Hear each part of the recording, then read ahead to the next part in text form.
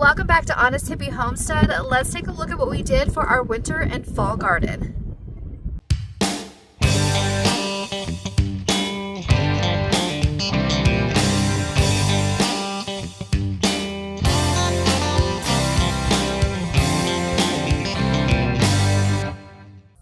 So location reference for our homestead is in the middle of the United States. We are located in Oklahoma. It is almost the middle of January and winter still has not arrived here yet. We have a very long growing season, and this year I decided to do a garden all the way through winter. Now at the end of our last video, we left off showing the garden that we had one little area that we had not completed yet. As you can see here in the video, we are assembling some planters to fill that space. This is a set of 4 metal planters I bought off Facebook Marketplace. Luckily, a lady had ordered them not realizing that there were 2 in each box. So she bought way too many planters for her garden. So I got these at a discount. But if you happen to like these planters, they are available on Walmart's website in gray or black. I will link them in the description for you. These garden beds were super easy to assemble, and I think they're very aesthetically pleasing. If you've watched our previous gardening videos, you know that we mulched our walkways of the garden. So around the garden boxes, we did the same cypress mulch. Even though we're setting these raised beds up for our winter garden, while we're building these and put them together, this is actually back in August when we assembled them and spread the mulch. But I went back that far and started that early to kind of walk you through the process of how we got our beds ready to plant them for a winter garden.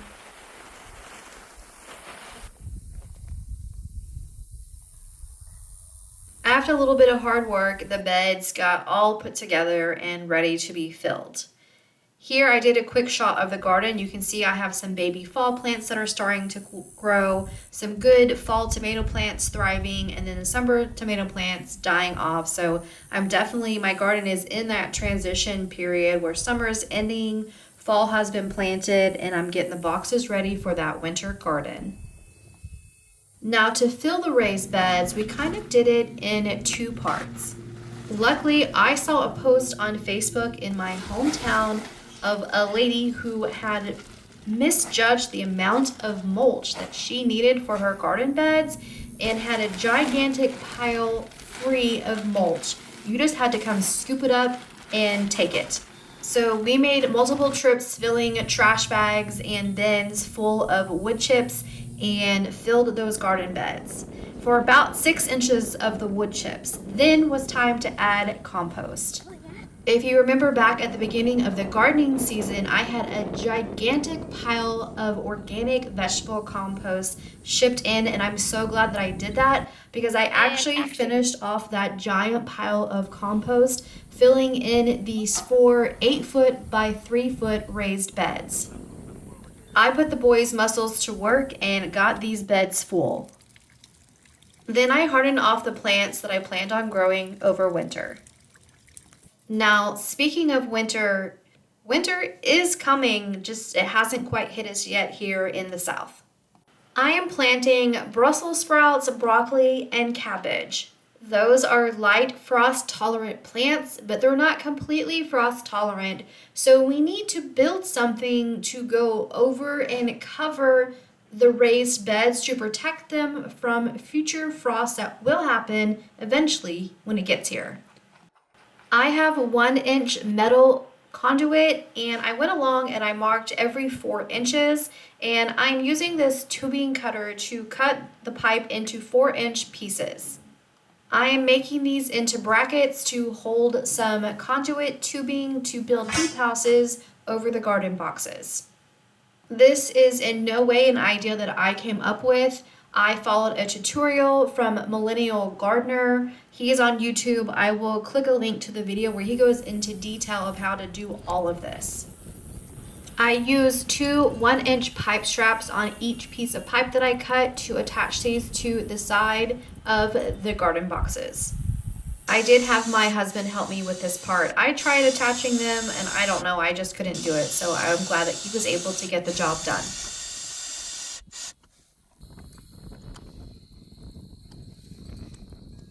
We just attached them to the long sides of the bed. They're 8 foot long, so we did 4 on each long side of the bed. This is a T-shaped PVC pipe fitting, and I put it in the middle of a 1/2 inch electrical conduit. We used the brackets that we made with this electrical conduit to make that hoop shaped for the hoop house.